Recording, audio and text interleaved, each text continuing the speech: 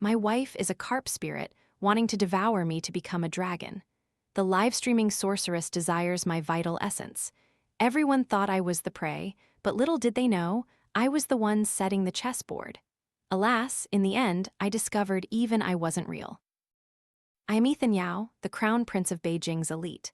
One day, with nothing to do, I live-streamed my wealth as usual, connecting for a PK battle. I linked up with a fortune-telling streamer whose ID was Cirrus Anya. She was advertising readings for 899 yuan. I raised an eyebrow and told her to tell me when I'd get married. Anya glanced indifferently at the screen and declared, "A star of solitude, a life of loneliness." I chuckled, panning my camera towards Celeste, who was drinking water in the living room, and said, "This is my wife. We just registered our marriage yesterday." Anya blurted out, "Yin slain Celeste Vu." Immediately after, her expression changed drastically. She screamed, "Yin slain possession, you'll die a violent death within 3 days." I gave a faint smile and replied, "Little sister, your scam is too pathetic. Don't you know that ever since the nation was founded, becoming a spirit is forbidden? Don't have money for school? No worries, I'll sponsor you." With that, I casually spent on 10 consecutive orders, and the livestream room instantly erupted. Anya scrolled through the comments, calmly asking, "Does your wife soak in a large bathtub every day?" I nodded. "My wife likes cleanliness. Is there a problem? Isn't bathing every day normal nowadays? Why are you making such a fuss?" Anya continued, "When you got married, did your wife have any requests? Did she not ask for a bride price, but only for a pond to be dug in your villa, and it had to be filled with living water?" Hearing this, I was stunned. She hadn't gotten a single word wrong. Before we registered our marriage, I discussed the bride price with Celeste. She coyly hugged me, saying she didn't need a bride price, just a pond with living water in the villa's yard. I thought she'd watched too many CEO dramas and wanted me to spoil her with a pond. I was about to buy the largest pond in the city for her, but she shook her head, her eyes sparkling, and said, "Honey, I just need a pond at our home." I suggested a swimming pool for convenience, but Celeste claimed pool water was dead water, while a pond with living water would bring prosperity to the household. It made sense, so I immediately called workers to dig. They dug so deep that over 60 underground springs surged forth. The pond was complete, and we quickly registered our marriage. These details were known only to Celeste and me. Not even the pond diggers or the butler knew it was her request. I stared blankly, trying to stay calm as I asked, "How do you know?" Anya ignored the comments and slowly said, "Doesn't your family keep 2 carp for warding off evil? You've been raising them for 16 years, haven't you?" I nodded, dumbfounded. Anya continued, "What happened to those 2 carp? One died and one disappeared, didn't it?" Hearing this, I began to feel tense. How did she know? Who was she really? In the wealthy circles, everyone valued feng shui. My family was no exception. When I was 6, as my father's career began to flourish, he asked a grandmaster to bring back 2 carp to raise in our yard. Carp were top-tier spirit animals, but their rearing conditions were extremely strict. They had to be raised from a young age, and only after 10 years would they be effective in warding off evil, accumulating wealth, and protecting the household. Each person could only raise one and had to personally change their water and feed them daily. My carp was named Little Fish, and my father's was A Huck. Both carp were raised for 16 years. From the 10th year onward, our family's business prospered, with every venture sailing smoothly. Before long, our family had firmly established itself among the elite. In the 12th year, my father was in a car accident, luckily sustaining only minor injuries. A Huck suddenly gained a new scar. In the 13th year, my father was targeted for assassination by rivals, but just then, an undercover police officer saved his life. A Huck gained another scar. My father said it was A Huck who had helped him overcome these calamities.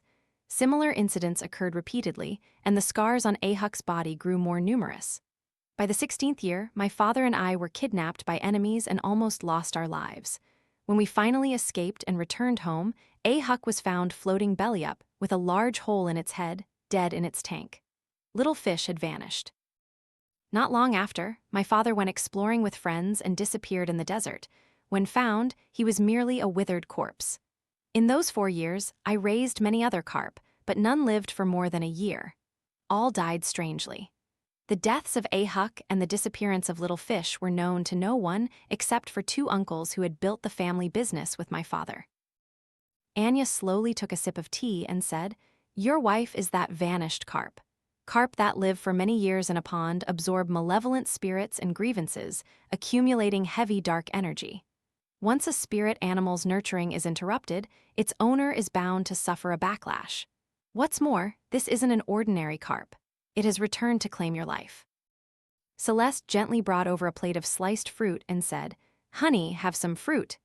I muted my phone, smiled at her, and as I looked at my beautiful, gentle wife, a bit of the tension in my heart dissolved. How could Celeste possibly be little fish? Celeste and I met through mutual friends. The first time we met, I was unbelievably captivated by her beauty. After we started dating, she became even more gentle and considerate, making me dote on her more and more. If she wanted to pluck stars from the sky, I'd find a way to make it happen as long as she asked. Before meeting Celeste, I had never genuinely loved anyone, nor had I ever thought about marriage. So, when the news of our registered marriage spread, all my friends were astonished, even teasing that Celeste must have put a spell on me. To be careful before registering, I hired private detectives to investigate Celeste's family history for 3 generations. She came from a scholarly family with an impeccable background. "Honey, I'm going out to the pond in the yard for a bit." Celeste put down the fruit plate and left. I unmuted my phone and heard Anya's urgent voice. "She's about to shed her skin and transform into a dragon. A 100-year-old carp can become a dragon, and when it does, it will devour the person who nurtured it. Run, quickly." I scoffed, spitting out a mouthful of water. Transform into a dragon? Snakes transforming into dragons I'd heard of, but carp? This was the first time. "Are you trying to make me die laughing? My carp only lived for 20 years at most. There's no way it could be 100 years old. Your scam is truly pathetic." Amidst the flurry of comments, a lengthy one appeared. "What Anya says is true. Carp resemble dragons. The legend of carp leaping over the dragon gate comes from this. A carp that lives for 100 years will develop scales that crack, preparing to cross the dragon gate, known as shedding its skin. After shedding, it transforms into a dragon, but carp rarely live for 100 years." Anya pulled out a turtle shell, began drawing talismans, and then screamed, "It's over. Tonight is the night she sheds her skin." I scoffed. "Stop pretending to be a god or a ghost. Shedding what skin?" Seeing that I didn't believe her, Anya said, "If you don't believe me, go look at the pond. Before a carp sheds its skin to become a dragon, it must drink enough living water." I grabbed my phone, opened the door, and went out to the yard. When I was about 5 or 6 meters from the pond, I froze. The surface of the pond was shrouded in white mist. It was clearly summer, so why was there mist? Celeste was nowhere in sight. Looking closer, I saw a fishtail thrashing at the edge of the pond, splashing water everywhere. The pond was 6 meters in diameter. Such a large fishtail must belong to an enormous creature. "It's done. Quickly cut off the water source. It's about to drink enough water." Anya's urgent voice blared from the phone. I yelled, "Big sister, Grandmaster, this is living water. How can I cut it off?" Terrified by the sight, I hastily ran back into the house, hiding in the bedroom. I had no time to check comments. All I cared about was saving my life. I urgently asked, "Grandmaster, what do I do now? If it drinks enough water, will it eat me?" "Grandmaster, save me." "Money is no object." Anya replied, "Don't panic. Think, is there any way to cut off the water source? As long as the living water stops flowing, it'll be fine." "I'm almost desperate, Grandmaster. There really is no way."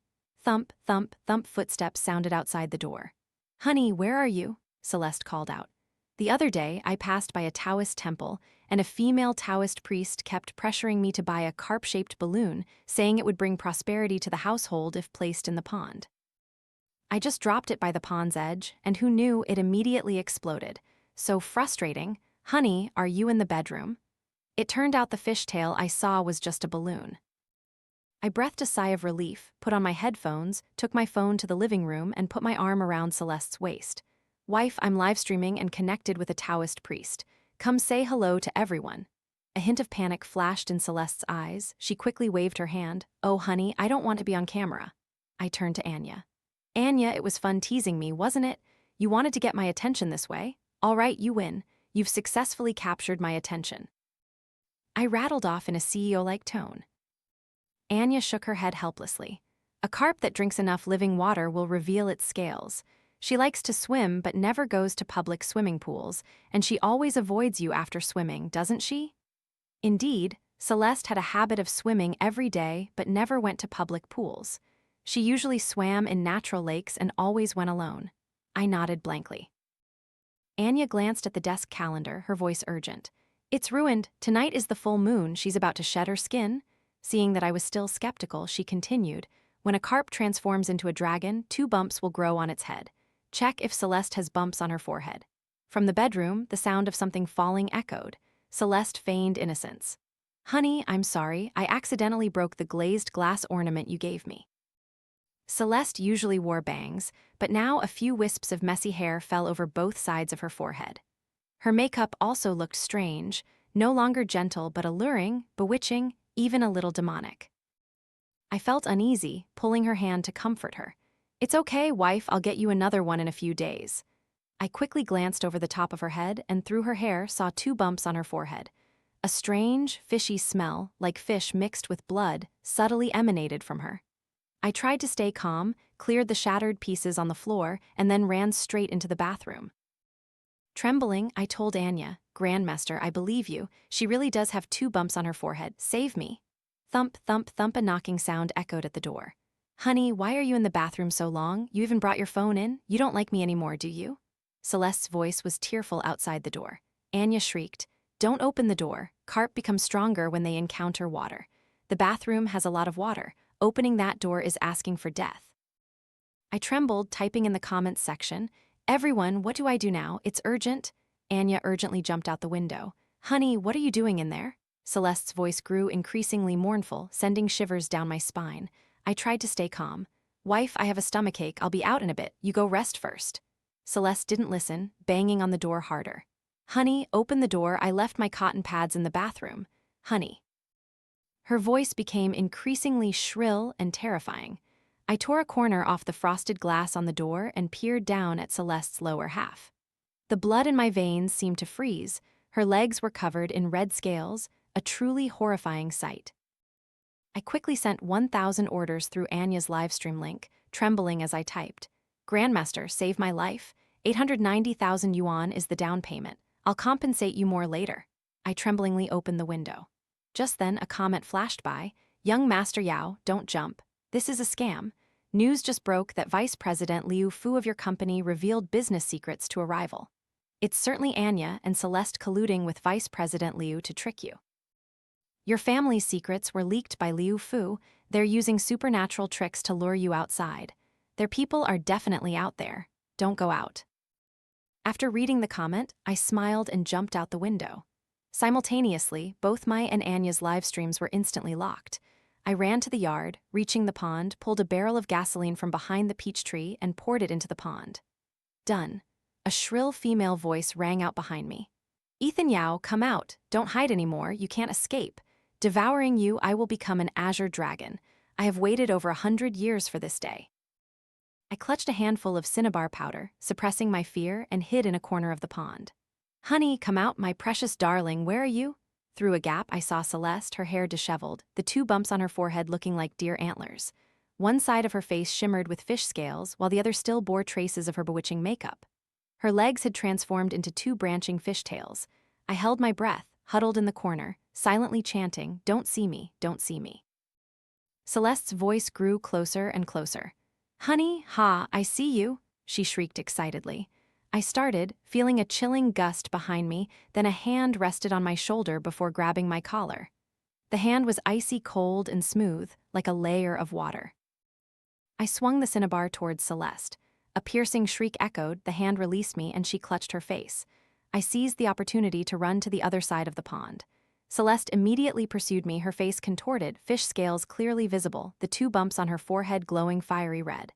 Honey, how could you treat me like this? I stammered. Why you? You're really little fish? She laughed maniacally. What if I am little fish, and yet I am not little fish? But that doesn't matter. What matters is, by devouring you, I will become a dragon. I tried to speak to her sincerely. Celeste, considering all the years I've cared for you, please don't devour me, all right? Celeste hesitated, a flicker of reluctance in her eyes. Honey, I'm sorry, we walk different paths. You are the one I must devour. I don't want to, but I've waited over 100 years. If I don't become a dragon, I'll face heavenly tribulation and won't survive. Honey, when I devour you, I'll be gentle. I won't let you feel pain. Once I've devoured you, we will merge into one forever together. She was about to lunge. I quickly shouted, Wait, before I die, I have one question. Can you answer me? When I raised you in Ahuk, both carp were only a dozen or so years old. Why do you say you've waited over 100 years? Celeste gloated. Because the real little fish in Ahuk were eaten by me on the very first day you started raising them. Ha ha, she muttered. What a pity. Then she smirked. Do you know? Ahuk didn't die from warding off evil. How could 100-year-old carp die from such a trivial matter? It died from a failed dragon transformation. To become a dragon, one must devour the nurturer. I glanced at my watch. It had been almost 20 minutes since I jumped out the window. It was nearly time. Celeste, eyes bloodshot, lunged towards me. Just as she was about to touch me, Anya appeared, holding a peach wood sword and stabbing Celeste in the back. Og! Celeste fell but immediately sprang up, lunging towards Anya. Wicked Taoist, how dare you ruin my good fortune? I'll devour both of you. Anya pulled out a yellow talisman and slapped it onto Celeste's chest. At the same moment, Celeste struck Anya's chest with a palm. A glistening, luminous pearl fell from Celeste's mouth, rolling to my feet. I picked up the pearl, clutching it tightly in my hand. Celeste weakly collapsed, the talisman falling from her chest. The fish scales on her face gradually vanished, revealing flawless white skin. Her legs transformed into a long fishtail, its red scales shimmering golden under the moonlight. Anya, clutching her chest from the strike, stumbled back a few steps and screamed, Ethan Yao, give me the pearl. Celeste looked utterly pitiful. Honey, that's my core essence, don't give it to her. Anya advanced, snarling, give it here. I stepped in front of Celeste, raising an eyebrow at Anya. From the start, your goal was this core essence, wasn't it? Just now, little fish called you an old Taoist hag. This must be your true face. Anya laughed coldly, peeling off a facial mask to reveal an old, gaunt face, riddled with wrinkles, cloudy eyes, and sparse white hair. She sighed, what good is cultivation? You'll still age, still die. But if I consume the core essence of 100-year-old carp spirit, it will be different. Not only will I become young again, but I can also extend my lifespan. I smirked, what if I don't give you the core essence? She replied, don't give it. Do you think you have a choice? Even if I kill you, everyone will just think you died because of the carp spirit. Ethan Yao, you have no escape. If you want to live, give me the core essence or else. She looked truly vicious, stepping closer. I chuckled softly. I think I do have a choice. Then I called out loudly, Baju, come out. A black cat leaped out from the bushes, darting towards Anya, its sharp claws aimed straight for her heart. Anya shrieked in terror, You raised a profound cat? If carp are top-tier spirit animals, then profound cats are the kings of all spirit animals. They can bring the dead back to life, vanquish demons. But these cats are inherently fierce and difficult to control. Those who raise profound cats often suffer backlash. Raising a profound cat as a spirit animal is incredibly rare. I looked at Anya. Baju has been raised by me since it was little. It's much more obedient than a carp. Did you know? A carp that transforms into a dragon can also consume the heart of a cultivator. You are a Taoist priest. By my calculations, you are the one who is certainly going to die. She thought she was so clever, yet she was merely a pawn in my game. At that very moment, Baju struck, ripping out Anya's heart and tossing it to the ground. Anya convulsed, writhing in agony. 100 years of cultivation, yet in the end, I could not escape this calamity. To die by the hand of a profound cat is not unjust. Ethan Yao, do you truly believe you have won this game? She spat out a mouthful of blood, her eyes wide with disbelief, and then breathed her last. 3 months ago, at a party at the villa, Vice President Liu Fu brought a young woman. Unlike the other girls, she paid no attention to the wealthy crowd, but instead observed the layout of the garden. As she passed by, I smelled the scent of death on her, something only those nearing their end possess. After the party, I deliberately followed her to an apartment near the villa, a place heavy with the smell of incense and decay. She entered a secret room filled with yellow talismans and human skin masks hanging on the walls. She removed her facial mask, revealing an old face, then put on another and started livestreaming. I realized she was the sinister Taoist priest I had been searching for all this time. The game began then. I yelled at Baju, who was about to bite Celeste's tail, Baju, don't eat. Baju let out a dissatisfied meow, then obediently lay beside me. Celeste looked at Baju in a panic and said, "Honey, that cat." I slowly said, "That year I raised both Little Fish and Baju, but in two different places." "Little Fish, why did you leave back then? Did you know I had bought spirit herbs for you? After eating the spirit herbs, you could have transformed into a dragon." "It's a pity you disappeared, so I fed those spirit herbs to Baju. All things have spirits. Spirit animals aren't just animals. They can be a ginger plant or an orchid branch. Care for them meticulously, chant scriptures daily, and they will gain sentience. People who eat spirit herbs gain longevity. Spirit animals that eat them gain immense spiritual power."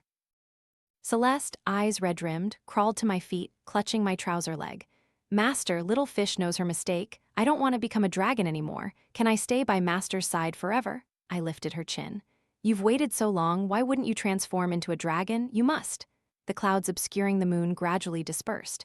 I held Anya's still bleeding heart before Celeste. "Eat this heart, and you will become a dragon." Celeste was stunned. "You're really giving me this exquisite heart to eat?" Anya was born in a yin hour and cultivated for nearly 100 years. Her heart was called the exquisite heart, its potency far exceeding spirit herbs. I looked at her with deep affection. "Wife, whatever you desire, I will grant. Even if you were to devour me, I would be content. The days I spent with you were the happiest of my life. Even knowing you came to devour me, I was still very happy. Wife, whether you are Little Fish or Celeste, I love you." Little Fish was moved, a tear fell. I inwardly rejoiced, finally having waited for this moment. A carp's tears are the true sign of acknowledging its master, etched deep into its very bones. Even if it transforms into an azure dragon, it will only obey its master's commands. I opened my hand, revealing the gleaming core essence. "Little Fish, this is your core essence."